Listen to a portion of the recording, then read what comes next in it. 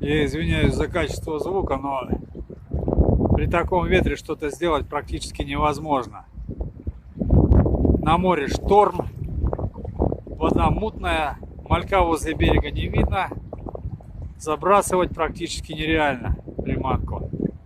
Все сдувает. Либо искать где-то карман, защищенный от ветра, либо просто идти домой. Из воды стали показываться самые низкие сваи.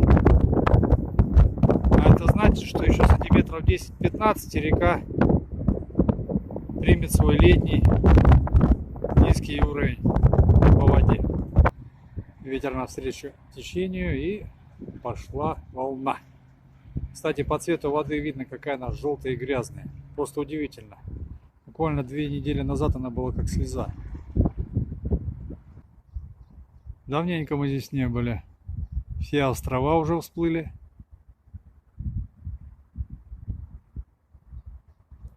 Вот и первый красавчик окунечек. Давно я их не видел. В смысле, видел недавно, но в таких размерах. Мизюся.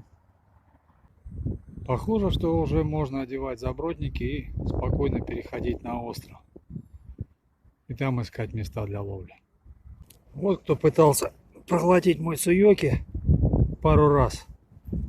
Но это ему удалось. Я думал, это окунь так осторожно берет, а оказывается шнурок. Но сейчас мы его аккуратненько освободим и выпустим.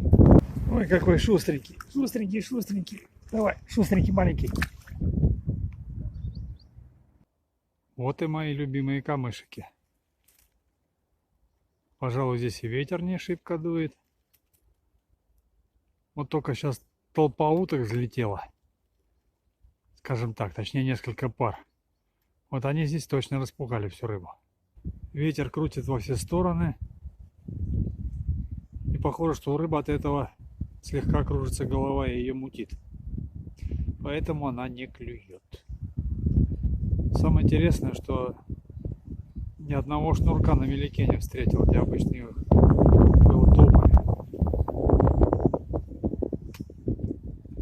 Походу надо идти домой.